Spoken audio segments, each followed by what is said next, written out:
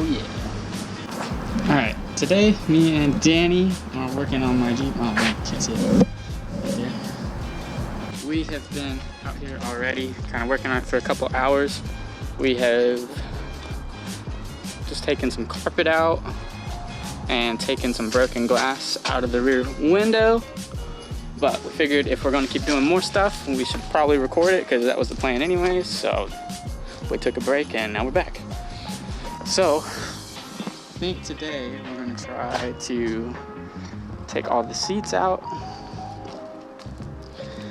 and get rid of all the carpet, which is disgusting, moldy, and been rained in for 12 years or so, however long that back window's been broken out of this thing. So it's pretty disgusting.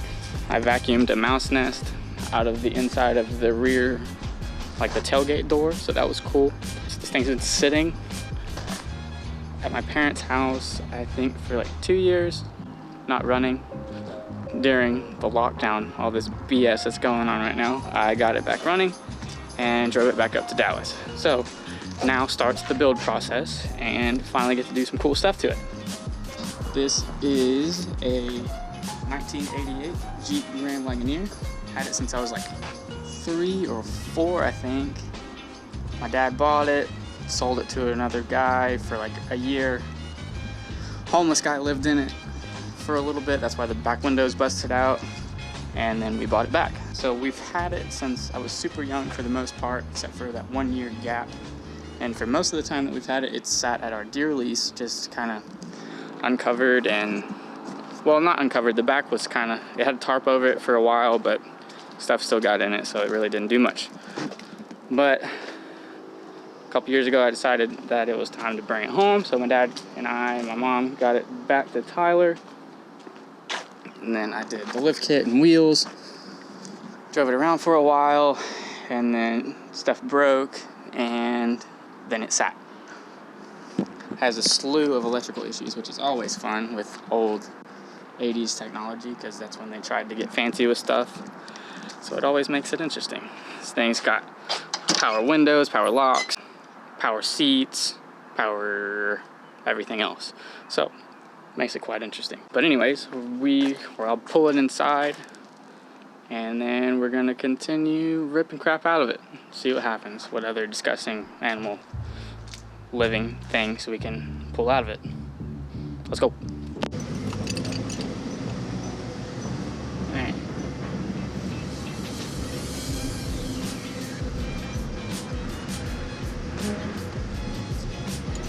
Ready to do this?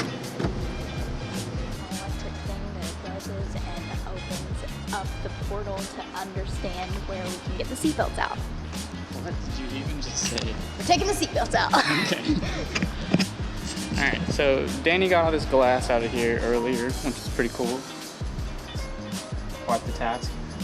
And we ripped all the side carpeting out, which was pretty much the only thing left in the back half.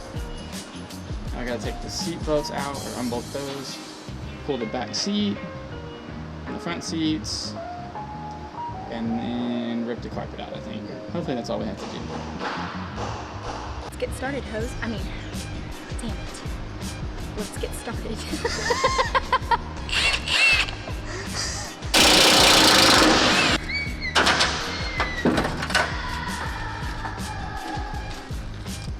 Oh.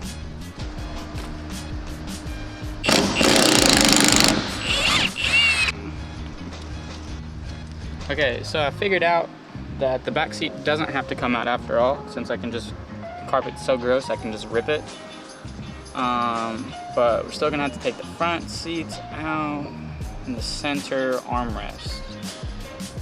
And then that contraption that I threw in there just to hold that switch pin. I don't think I said this, but like the whole point of this build was, or is, to make kind of overlanding kind of camping vehicle out of it. So trying to make it as functional but still kind of keep the, dude, really? You're gonna break that off. I was just touching. No, you're over there wiggling it around. What is it? It's not just the mirrors.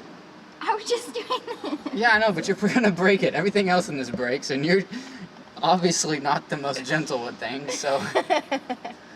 Anyways, but yeah, kind of a camping vehicle, keep it useful, but kind of keep it within like its 80s kind of roots, I guess. Does that make sense? Super like into 80s stuff, so if y'all haven't watched any of my videos before, kind of pick up on that pretty quick. But now we're gonna get these front seats out, and I'm gonna let Danny do it all. Just kidding, she'd break it.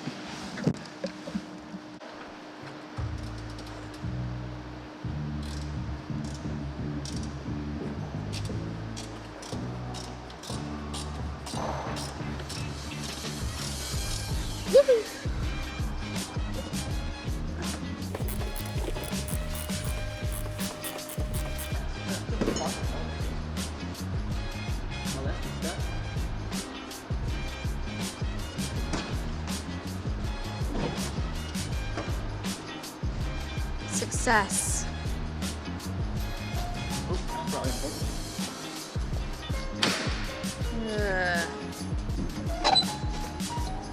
Got it.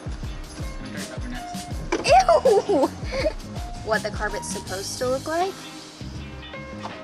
What Versus it this, does it look like. just disintegrates in your hands. Look at this one. Look how beautiful that is. Ew. Can you see it? Yeah, I can see it. It's gross. All those holes give me anxiety.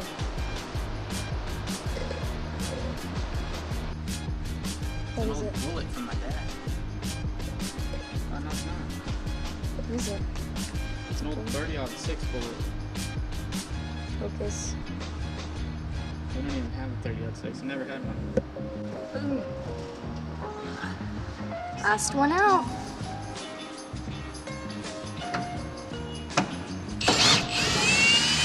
Hail.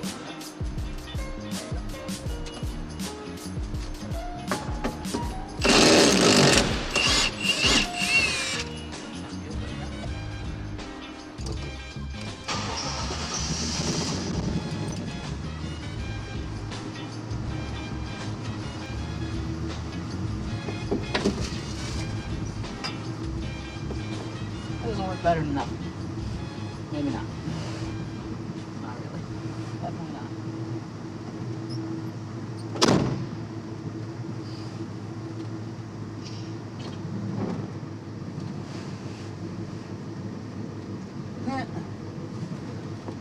This is a bad idea.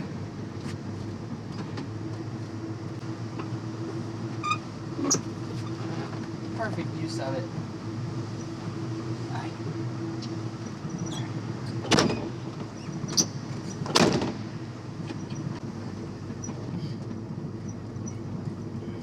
This is freaking gross. This is like soaking wet down here. Nasty.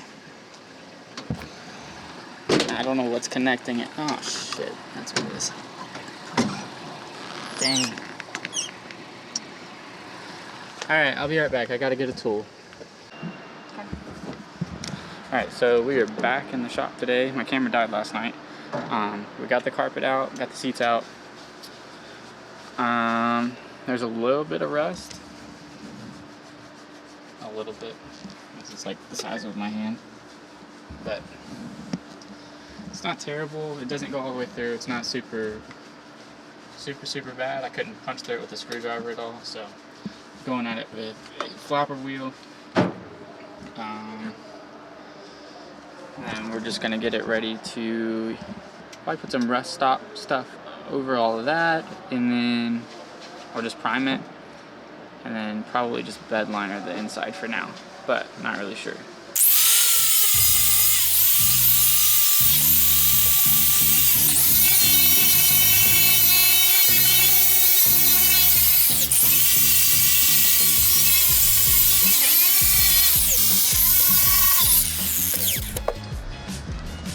Alright, so I've got most of the rust on the inside and the front half of it kind kind of grinded down, so it's back down to bare metal for the most part. And then Danny has been back here scrubbing this crap. The back was disgusting. So she's been scrubbing that with the greaser, so we're gonna go rinse that out too. The other one is short. I know. Okay, so scratch that. Can't really rinse out the back yet, so I'm gonna try to rip out the headliner, I guess. Oh. Hey, look, another rat nest. No way. Yeah. Look. See, let me see. Yeah. Oh man. It's pretty sick. Ew. Can you see it? Yeah. Oh my god.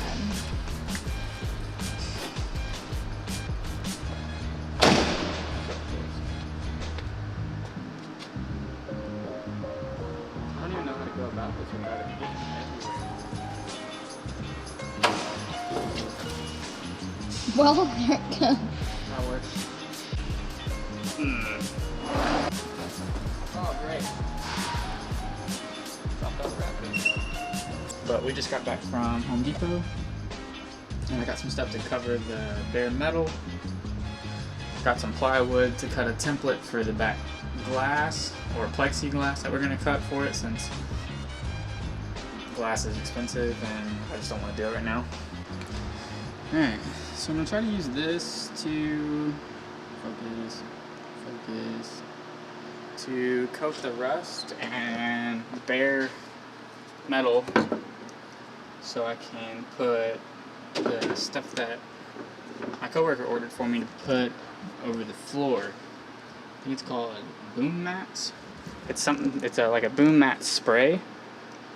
So it'll be kind of like a sound deadening, and I think it has some like heat protective properties and stuff. But it'll be for sound quality, sound deadening and stuff. It'll be better than doing like bed liner and stuff. So hopefully that'll be here soon. But we're gonna cover it in this for now, or spot treat it with this for now, and then be on the road.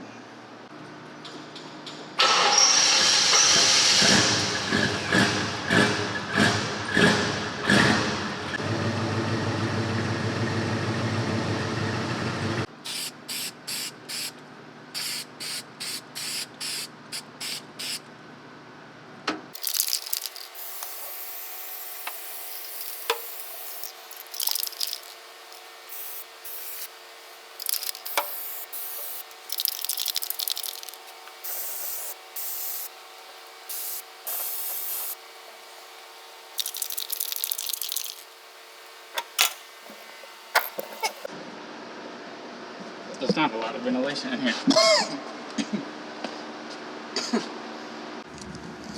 Alright, so I finished spraying everything that I could possibly spray and more in a poorly ventilated area. And does it look good? No. Is there anything I can do about it? No. Do I care? Yeah. But screw it. Guess it won't be visible anyways. So yeah. It's not pretty, but it's a preventative measure, so hopefully it works.